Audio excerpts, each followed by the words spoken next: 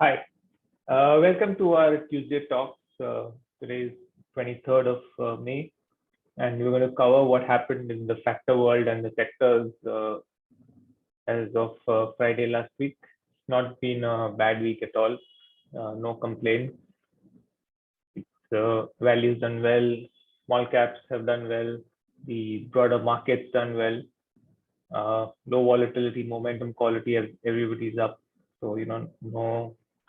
It was a pretty decent pullback, as you will see also in the sectors what pullback. But on a monthly basis, we still in the third week of the month, small caps are down the most, followed by momentum values down about 6% and low vol is down 4%. So we're still down month to date as well as year to date. Small caps taking the biggest hit at about 18% and quality value and low volatility and momentum plus low volatility doing a decent job at 5%.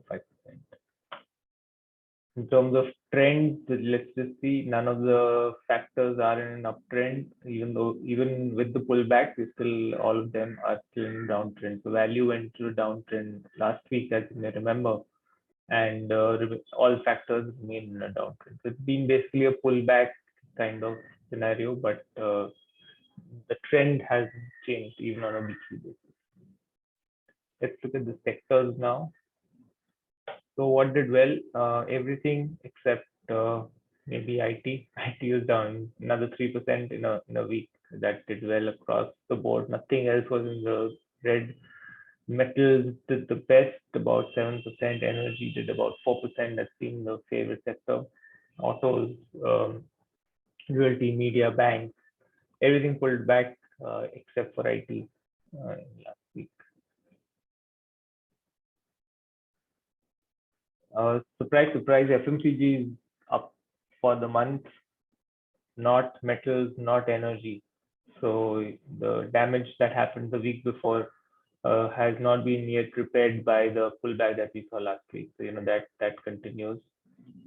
That's not changed. Year to date also, energy still remains the top position. FMCG is coming to green, joining metal, and that sort of ties in with the fact that we're seeing a pullback in low volatility and quality factors, so which would be led by the kind of FMCG company. In terms of trends, also we've seen the FMCG and auto move into an uptrend, joining energy there.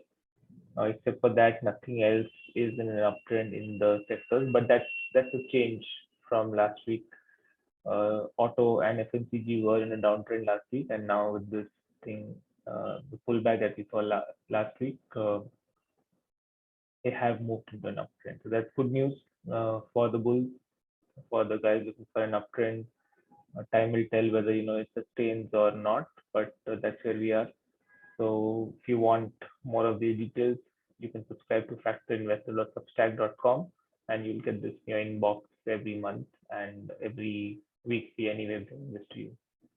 Now, I did this talk last week on Faber's 10-month moving average, and there were some good questions. There was good feedback. So I thought let's dive in a little bit deeper, because I just covered the numbers and the concept last week, the returns and drawdowns kind of thing. Let's just take a slightly deeper look. For those who've not seen last week's video, please do see it. But just a quick recap here. The idea was that the 10-month moving average gave a return of about 10% with a 22% drawdown between January 6 and April 2022. The same buy and hold portfolio would have given you slightly higher 11.6% return, but with a much higher drawdown of 55%, with a much higher standard deviation also of 22%. So if you and we showed you how by investing a slightly higher amount, you could have met the buy and hold returns with a much lower risk and a much lesser correlation with the market. Some questions came in asking if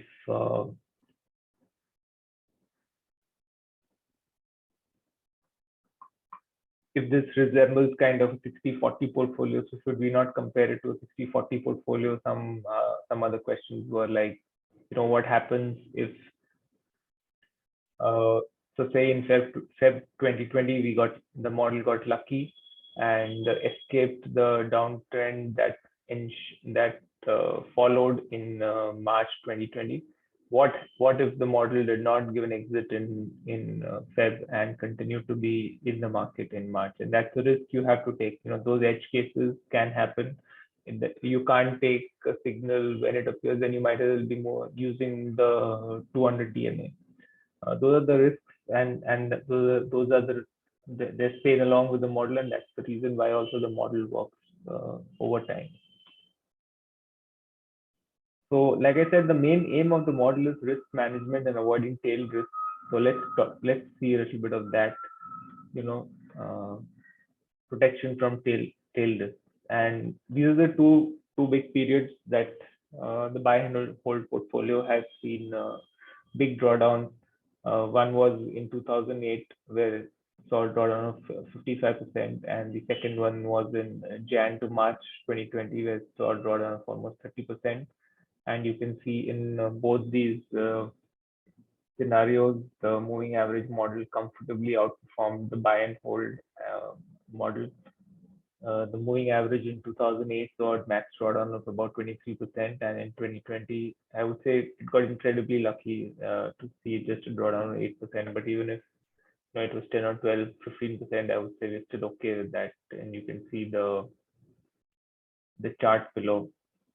There's also been some rough periods in between in 2016 when the model went into cash and the buy and hold saw a drawdown of over about 20%. Some periods in 2012 again, which was a sideways and kind of a tough period for markets. 2018 was a tough period again for markets, and the moving average model saw a slightly higher drawdown here than the buy and hold because these were quick in and out kind of rallies. So some whipsaws here. So that's the pain of following the model. It's not all smooth. Those are risks that you take. That's the pain that you take, and that's why you get superior risk-adjusted return. But that comes with the territory. Some other questions were that how much time does the model spend in cash? Would it not be then appropriate to compare it to a 60-40 model? No, it would not be because okay, first, so we went back and looked at the numbers. It spends about 73% time in Nifty and 27% in cash. So that's very different from 60-40. And even then, it's not appropriate to compare it to 60-40 because in a 60-40 portfolio, the weights are static. And it's only once a year on a calendar basis or on a financial year basis that you are readjusting the portfolio weight back to 60-40. Here, the whole purpose of the the timing model is to ensure that when there is the regime in the markets are risk on, that entire portfolio is in equity, and when the regime is in risk off, then that is spent in a defensive asset like gold, or as in our model we've taken in cash. So it's not going to be appropriate to compare it to a 60-40 portfolio. Then the other thing that I spoke about, why monthly frequency, can't there be whipsaws and edge cases? Yes, there will be edge cases or whipsaws, and that is part of the process. All models are approximations; they're not perfect in any aspect. They work, and that is why they work over time and not all the time. Otherwise, why would anybody just do buy and hold? Somebody would just I would just put all my money in this model. So those are the risks. Why monthly frequency? Because you don't want to take keep going in and out. Nobody can take the portfolio unless you are a full-time trader, and even then you would not be going in and out based on the 200 DMA. This is for somebody who wants to allocate, who is a fairly hands-on, I wouldn't say active, but fairly hands-on kind of investor. And so you only have to look at your model once a month and see if it's in or out. And we looked at the number of decisions that you would need to make. That's about maybe on average 2 decisions a year. Whereas in a static 60/40 portfolio, you would be making you would be looking to make one decision a year. So in this case, it's about a couple of times a year that you get signals to move out in equity out of cash, or out of cash or into cash out of equity.